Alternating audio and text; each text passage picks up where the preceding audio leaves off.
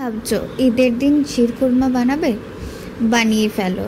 উৎসব যারই হোক, খাওয়া দাওয়া যে কেউই করতে পারে। তাই আজকে ভীষণই ক্রিমি আর অসম্ভব ভালো খেতে এই শিরখুরমার রেসিপি তোমাদের সাথে শেয়ার করছি, যেটার মধ্যে কোনো রকম কোনো চিনি থাকবে না আর কোনো মিল্ক মেডও থাকবে না। তো চলো দেখে নেওয়া যাক। সবার প্রথমে অনুরোধ করব প্রতিবারের মতো আমার চ্যানেলটিকে সাবস্ক্রাইব করে ভিডিওগুলোকে লাইক করে পাশে থাকার। এখানে আমি প্রচুর ড্রাই ফ্রুটস নিয়ে নিচ্ছি। দেখো, কিশমিশ নিয়েছি, বেশ কিছু কাজু নিয়েছি, আর নিচ্ছি পেস্তা। আর মেন ইনগ্রেডিয়েন্ট কিন্তু একটা হলো খেজুর, আর বেশ কিছু নিয়ে নিলাম বাদাম। সব কটাকে খুব ভালো করে চপ করে নেব। খেজুরগুলো বীজ ছাড়িয়ে নিয়ে অর্ধেক করে নিলেই হবে। শিরখুরমা কথার অর্থই হলো খেজুর দিয়ে দুধ বা দুধ দিয়ে খেজুর। দুধ হচ্ছে শির আর খুরমা হলো খেজুর। কথা বলতে বলতে যেটা করলাম, একটা বাটির মধ্যে ওই খেজুরগুলোকে গরম দুধের মধ্যে ভিজিয়ে রেখে দেব আধ ঘন্টার জন্য, যাতে ওটা সফট হয়ে যায়। তারপর সেটাকে পেস্ট করে নেব। আর ফ্রাইং প্যানে সামান্য 1 চামচ দিলাম ঘি, তার মধ্যে সব ড্রাই ফ্রুট যেগুলো চপ করে নিয়েছিলাম সেগুলোকে ভালো করে একটু রোস্ট করে তুলে নিলাম। এই 1-2 মিনিটের জন্য মিডিয়াম আছে। এইবার আরও একদম ছোট চামচের 1 চামচ দিলাম দেখো ঘি। ঘিয়ের পরিমাণ অবশ্যই তোমরা বেশি দিতে পারো, কিন্তু আমি বলবো কোনো দরকার নেই। তাদের সাথে সাথে স্বাস্থ্যের কথা সবসময়তেই মনে রাখা ভালো, তাই না?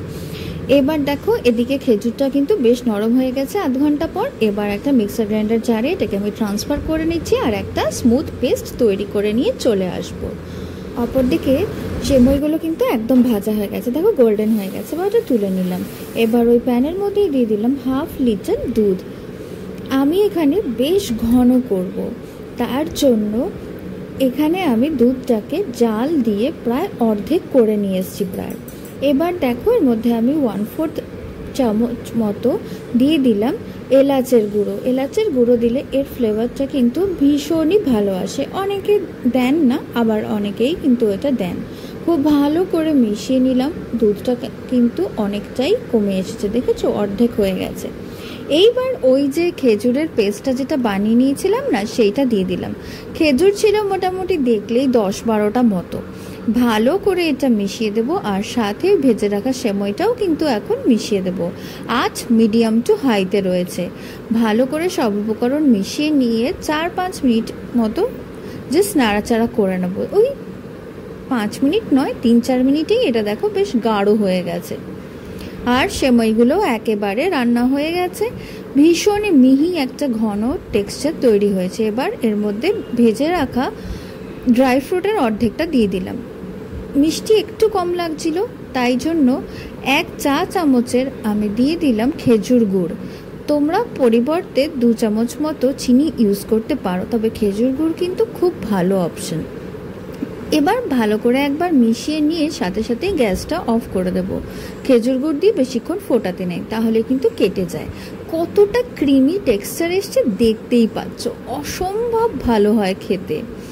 তোমরা কিন্তু এবছর ঈদে একবার অবশ্যই বানিয়ে দেখো। অর্ধেকটা থেকে একটু কম ড্রাই ফ্রুট ভেজে নিয়েছিলাম, সেটা তুলে রেখেছিলাম, সেইটা আমি ওপর থেকে ছড়িয়ে দিচ্ছি। ওই যে বলি না, পেহলে দর্শনধারী ফির গুণ বিচারি।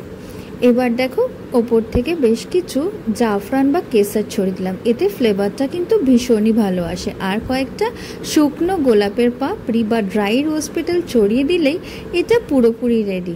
এটা তোমরা গরম গরমও খেতে পারো, আবার একটু উষ্ণ করেও খেতে পারো। আর অনেকেই এটা আমার মতো ঠান্ডা করে খেতে পছন্দ করেন, তাহলেও কিন্তু এটা ভীষণই ভালো লাগে। পাতলা করতে চাইলে আর একটু দুধ বাড়িয়ে দেখলে তো কোনো রকম কনডেন্সড মিল্ক ছাড়াই কতখানি ক্রিমি হয়েছে। একবার এভাবে অবশ্যই বানিও, আর আমাকে কমেন্ট করে জানাতে ভুলো না তোমাদের কেমন লাগলো।